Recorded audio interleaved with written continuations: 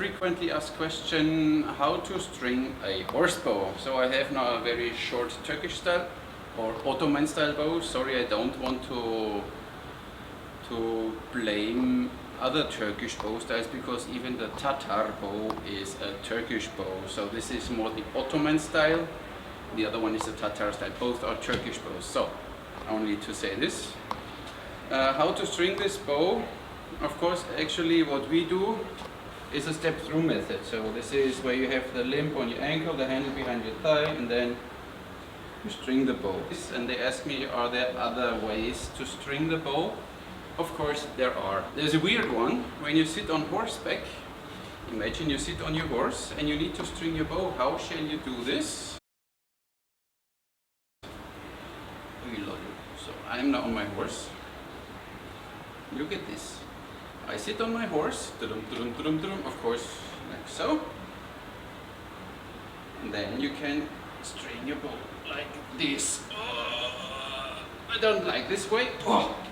Needs a bit practice. I show one illustration in the book Saracen Archery. Is they show some sort of that they roughly stand on the lower tip, and then they do this one. I don't know. I don't feel comfortable with this one. I'll show you quickly with the snake bow. I don't want to ruin my job. This is the way how I string simple bows. I put the lower tip on the side here, you see, on my shoe, and then here I hold the limb with the flat hand, and you can string the bow like this. You don't twist the limbs. It's nice, but with these small and fragile bows, the limbs are very wobbly, so I would not recommend doing this. The other ways are then when you sit cross legs, you go with one foot through and you sit cross legs. Then you see one sear is here on your right thigh, the handle is under your leg, and then you can string your bow. See? The other version is mentioned like this. I show you the version which is illustrated in the book Saracen Archery. You step through with both feet. So, then you have your bow in your knee pits roughly. Align everything. Then the helper is coming, holding the string.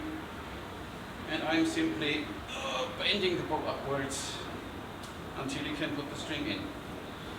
I don't like this version that much. I like the other version more. I show you. From Chinese archery, you have a helper. Even with big bows, this is easier to manage. Helper. You hold the string. I get with my knees sideways of the handle, and then I can simply bend the sears back or the limbs back as long, and it's way more safe for me. It feels way better. And it's not a hassle with the bow. So this is a really nice way to string and unstring the bow. Maybe with a bit practice you can even do it alone. Good. And the last version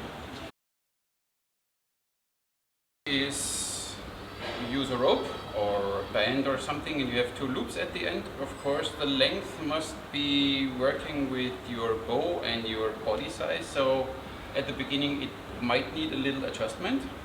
What you want to do is you wrap the rope around you, then you cross both ends,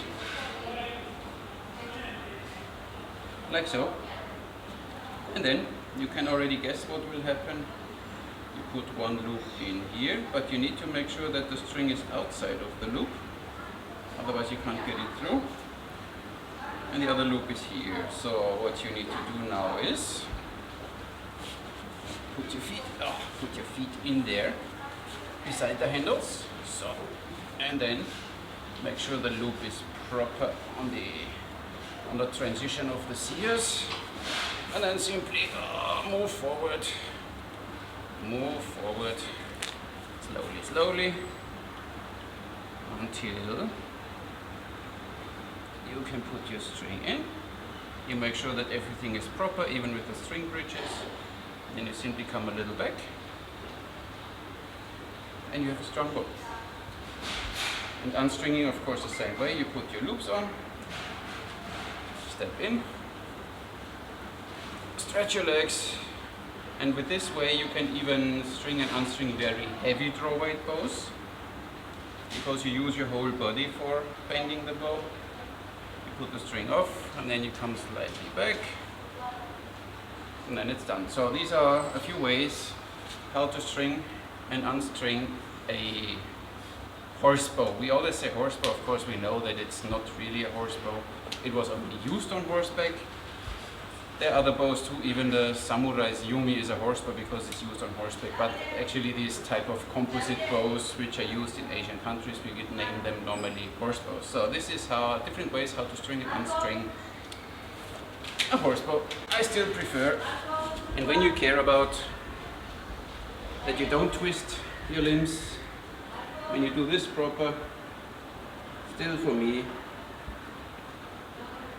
the easiest way to string the bow. Thank you very much for watching. If you have more questions, ask. Bye.